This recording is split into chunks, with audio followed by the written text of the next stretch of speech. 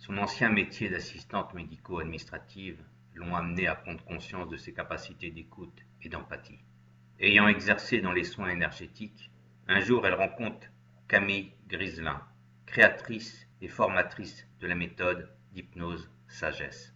Comme Marie-Joëlle aime à le dire, la magie est entrée dans sa vie. Elle s'est donc formée avec Camille Griselin et est devenue depuis praticienne en hypnose. Elle est là aujourd'hui pour nous en parler, Marie-Joëlle Colas.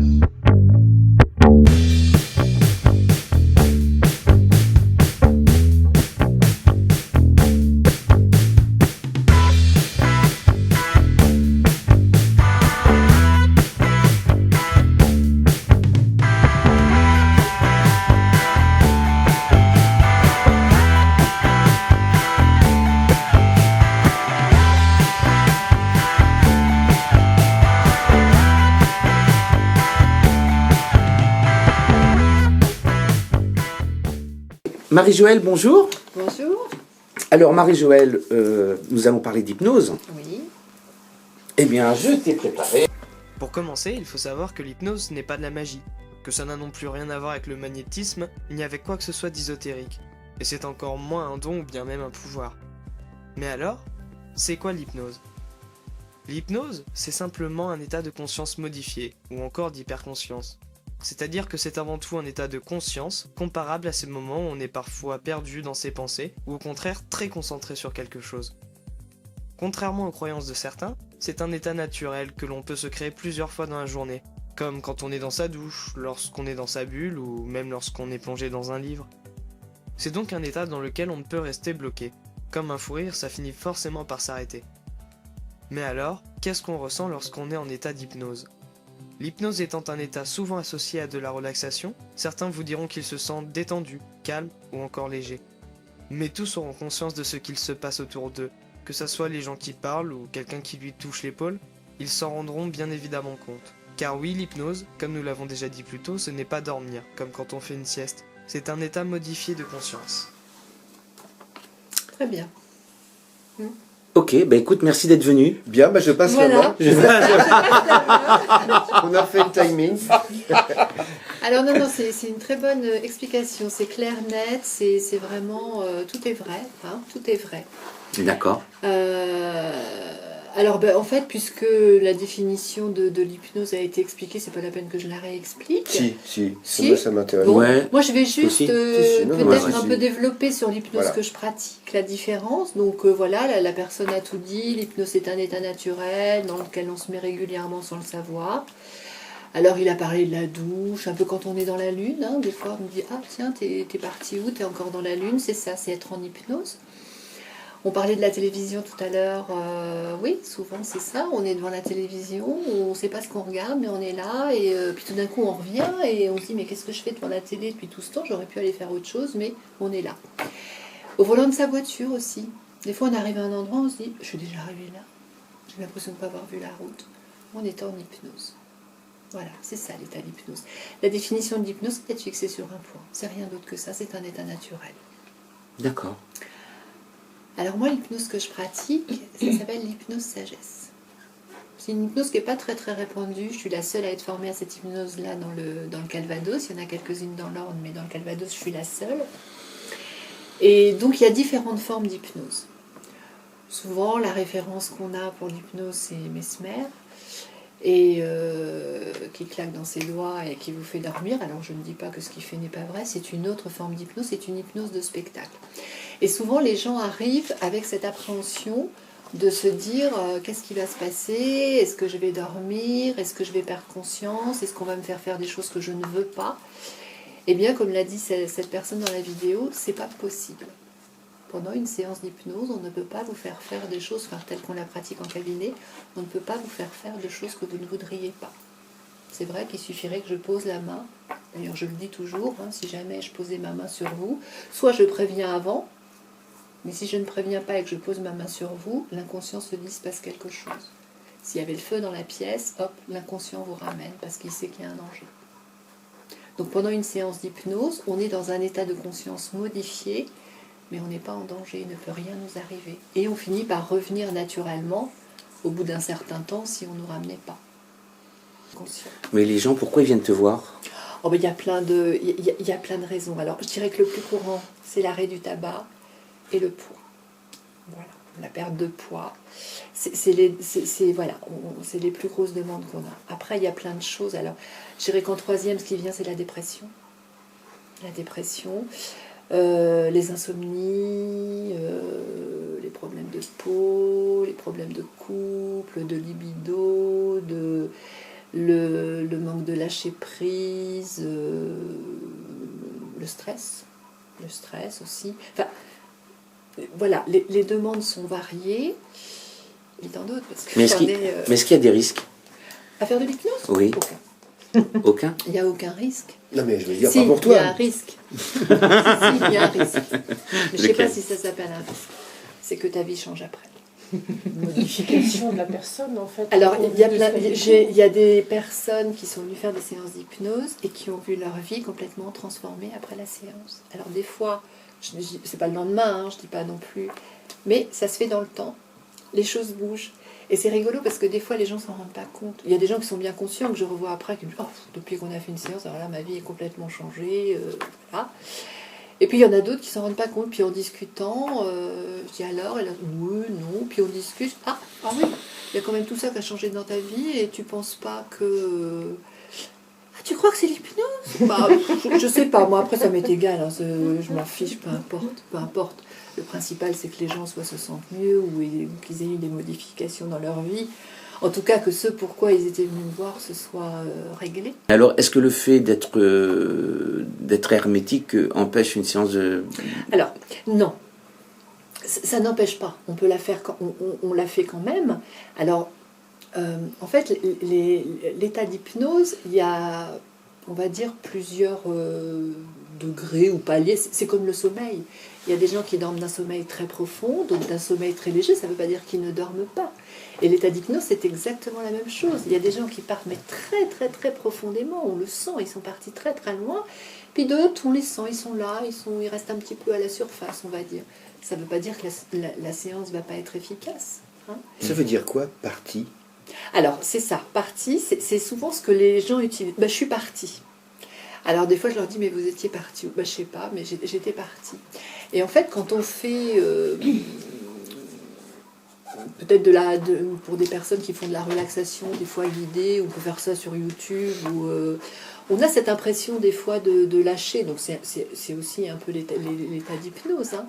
Et on a cette impression on n'est plus là. C'est ça, partir, en fait. Alors c'est très très difficile à expliquer quand on ne l'a pas vécu, mais... on a, en fait, pendant une séance d'hypnose, on a cette impression, l'état modifié de conscience, on a cette impression, par moment on est là, et puis on revient, et puis on repart, un petit peu comme quand on s'endort le soir. Hein. On a des fois cette impression de tomber, enfin, voilà, il y a des... Et puis ce qu'on peut ressentir, c'est différent. On peut se sentir soit léger, soit lourd, avoir l'impression qu'il reste que la tête sur le siège, de ne plus avoir de corps... Voilà, on voudrait bouger, on n'y arrive pas. Et ouais, après, c'est propre à chacun, le ressenti.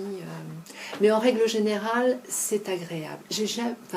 Pour ma part, j'ai jamais eu de personnes qui m'ont dit « Oh là là, mais qu'est-ce que j'ai été mal pendant la séance ?»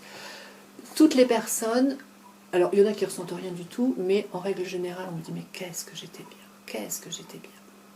Et je me souviens d'un monsieur, ça m'avait marqué parce qu'il était venu à la demande de sa femme. Hein. Lui, il venait pour arrêter de fumer. Sa femme me connaissait, elle lui avait dit « Écoute, vas-y, tu vas voir, elle va bien s'occuper de toi, tu n'as rien à craindre. »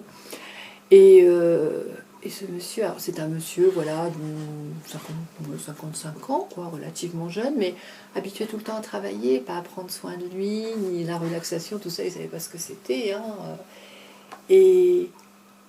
à la fin, il a ouvert les yeux, il m'a regardé, il m'a dit « Mais je ne savais pas qu'un état comme ça pouvait exister. » Il me dit « J'en ai même oublié pourquoi je suis venue. » Mais il me dit « Alors, là, je suis non-fumeur. » Ah bah oui, vous êtes non-fumeur maintenant, donc je ne vais pas pouvoir revenir vous voir. Je dis « Bien sûr que si, vous pouvez.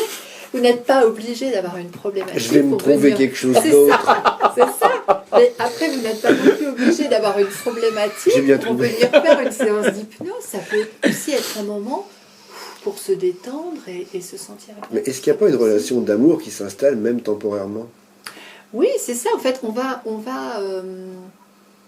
comment je pourrais expliquer? On est libéré, en fait, quand on est en état d'hypnose. On est libéré de tous nos soucis, on est libéré du mental. Donc, en fait, on se retrouve dans un état qui est tellement agréable qu'on aimerait y rester. Et ça m'arrive régulièrement que les gens alors, je fais attention à ce que je dis, parce que, Non, mais c'est pas entre filmé. guillemets, C'est ne pas reviennent filmé. pas. C'est ça. En fait, il y a des gens qui ils sont revenus, je le sais, mais ils veulent pas. Ils veulent pas ouvrir les yeux. Ils veulent rester. Ils sont tellement bien dans Ah, le ils sont fauteuil, revenus, d'accord.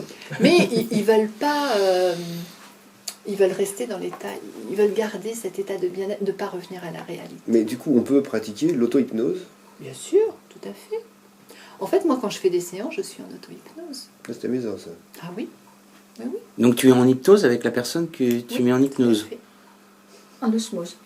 En fait, des Ouais, fois, ça- oui, ça- non, mais ça devient une osmose. C'est ça, et des fois c'est étrange parce que je me vois faire la séance et j'entends, et c'est moi qui parle. Enfin, c'est quelque chose de particulier en fait. Mais donc, c'est deux inconscients qui communiquent, alors. C'est tout à fait ça. C'est tout à fait ça. Et ouais, enfin, c'est particulier. Oui, en C'est- effet. C'est une belle expérience en tout cas.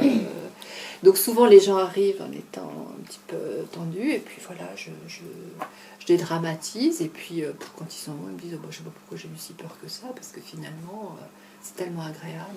Bah, on peut peut-être avoir peur d'au moins une chose. Mhm. Si j'ai bien compris comment fonctionne l'inconscient, il enfouit ce qui peut faire souffrir le conscient. Tout à fait. Alors du coup, On ressort des choses, mais si on les sort, c'est qu'il y a besoin de les sortir. ça après, je sais plus là. C'est ça. C'est qu'on a besoin de les sortir. Des fois, pendant une séance d'hypnose, l'inconscient va nous parler de quelque chose dont que la personne a complètement oublié. Hein. Ça peut être un viol, et la personne l'a complètement... voilà, le cerveau s'est mis en état de sidération et on a complètement oublié ça. Sidération. Oui, l'état de sidération, ça veut dire que c'est comme le blackout. Si des fois, ça peut arriver quand on vit quelque chose de très violent. Pour se protéger, enfin pour nous protéger, le cerveau se met en état de sidération, c'est-à-dire qu'il occulte tout. Ça reste quand même là, mais notre mental ne s'en souvient absolument pas. Absolument pas. Et des fois, ça peut être étrange, parce que des fois, on retrouve quelque chose qu'on a vécu, enfin voilà, ça m'est déjà arrivé d'avoir le cas d'adultes qui ont vécu des choses et qui l'ont complètement occulté. Et qui me disent, mais comment c'est possible? Si ça m'était arrivé, je m'en souviendrais. Oui, mais enfin, voilà. Alors, après, bien sûr qu'on ne laisse pas la personne avec ce qu'elle a trouvé. On fait tout un travail de libération, c'est-à-dire qu'on fait comprendre à l'inconscient que cette situation, elle n'existe plus. Et qu'on peut vivre autrement. C'est-à-dire, par exemple, quelqu'un qui vient, on va dire pour une dépression, qui peut être dépressif depuis des années, sans savoir pourquoi. Et puis, pendant la séance, on trouve pourquoi. On va faire comprendre à l'inconscient qu'aujourd'hui, cette situation, elle fait partie du passé. Alors, admettons que ce soit une situation que cette personne ait vécue quand elle était enfant ou adolescente. On va faire comprendre à l'inconscient qu'aujourd'hui, cette personne a grandi, que la situation est terminée, qu'elle fait partie du passé, qu'aujourd'hui, on peut vivre autrement. Et quand on est dépressif, quand on a comment je pourrais dire, cet état de mal-être à l'intérieur de soi, c'est l'enfant qu'on a été qui a souffert, qui pleure à l'intérieur de nous. Sauf comme on n'a pas appris ça, dans notre éducation, on ne nous a pas appris ça, on comble avec des médicaments. Par exemple, les alcooliques, ils vont combler avec de l'alcool. Les gens qui boivent, qui sont alcooliques, ils ont une souffrance à l'intérieur d'eux qu'ils ne savent pas, qu'ils ne comprennent pas. Donc quand ils vont mal, ils boivent de l'alcool. Donc moi, je leur explique, je leur dis, voilà, vous avez des enfants, quand vos enfants viennent pleurer parce qu'ils ont un petit souci, vous ne leur donnez pas un verre d'alcool, une cigarette, vous les prenez sur vos genoux, vous les consolez, vous leur expliquez, vous essayez de trouver une solution. Et ça, on ne sait pas le faire avec nous. Parce qu'on n'a pas appris à prendre soin de l'enfant qu'on a été. Parce qu'on ne le voit plus, cet enfant, c'est nous, on a grandi. Mais l'enfant intérieur, il est là. Donc, il faut savoir, voilà, s'en occuper, le consoler et le prendre en considération. Y a-t-il, quels sont les passages obligés pour devenir, enfin, pour exercer la profession qui est la vôtre aujourd'hui? Pour pratiquer l'hypnose, il faut avoir travaillé sur soi. D'accord. Il faut avoir travaillé sur soi, enfin, un peu comme tous les thérapeutes, hein, si on n'a pas travaillé Normalement, sur soi. normalement. Oui, non, on est d'accord. Mais c'est un peu là que je On est voulais d'accord. venir. En fait, le travail qu'on a fait sur soi, en fait, moi, je ne pourrais pas exercer ce métier si je n'étais pas bien avec moi-même. Ça ne serait pas possible. Bien sûr, mais ça c'est personnel. Oui, mais comment expliquer? Sinon, on fait des projections. C'est ça, c'est tout à fait ça. Il Il faut être clair avec soi-même. C'est-à-dire, je ne dois pas pleurer avec mes patients. C'est mieux. Voilà. Donc, que je sais pas. Je sais Mais pas. il faut avoir de l'empathie, mais il faut mettre quand même des limites. C'est-à-dire, on peut pas se... C'est son histoire, c'est sa souffrance. Si on n'a pas travaillé sur soi avant, c'est compliqué. On peut pas aider les autres. Quelque chose m'effraie un peu Oui. dans ce que j'ai entendu. C'est que donc tu parles à l'inconscient de l'autre, tu Oui. le rassures, Oui. parce que tu es quelqu'un d'une grande probité. C'est ça. Pourrait-on induire, par exemple, des faux souvenirs Bien sûr. chez quelqu'un? Mais bien sûr. C'est pour ça. Bien sûr, mais c'est rassurant ça. Ah ben, c'est rassurant, c'est-à-dire C'est le que côté quand tu vas obscur voir, de l'hypnose, hein. c'est tout à fait ça. On va C'est pour parler ça de ton qu'il côté faut. obscur. Tiens. Alors bon, Non, mais ça existe. Il y a toujours le côté moi mon lumineux et le but, côté voilà, obscur moi mon de la but situation, c'est ça. Une thérapie. C'est pour ça que je c'est disais qui peut le inévitable. devenir C'est pour ça. et qui garantit la probité. Ah ben voilà. Ça, c'est pour ça qu'en fait on travaille beaucoup. Enfin moi pour ma part je travaille avec le bouche à oreille. C'est la meilleure des publicités. On est d'accord. Les gens viennent me voir parce qu'ils ont confiance en moi. Partout, sur mes flyers, sur ma page Facebook, c'est ma photo, je travaille avec mon identité, ma vraie identité. Je travaille chez moi. C'est pas Tout Madame est Irma. clair, c'est pas Madame Irma. Tout est clair, tout est net, il n'y a pas de... Voilà, il faut que les gens soient rassurés. Et mais bien sûr qu'il y a des... C'est comme dans toutes les professions, il y a des charlatans et voilà. Et des fois, une séance d'hypnose, ça peut être dangereux si elle est mal, Oui. si elle est mal faite.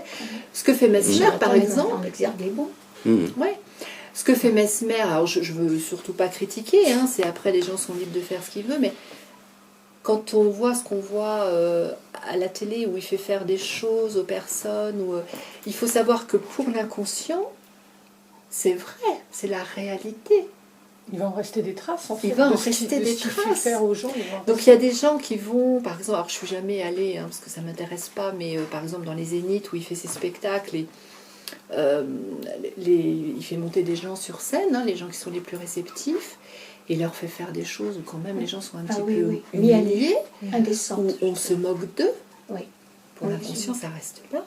C'est un trauma après. Ouais. Exactement. Mais on est dans le spectacle, là. Peut y avoir. On est dans le comme- spectacle. Ouais. Oui, mais il passe à la Mais- télé. Ouais.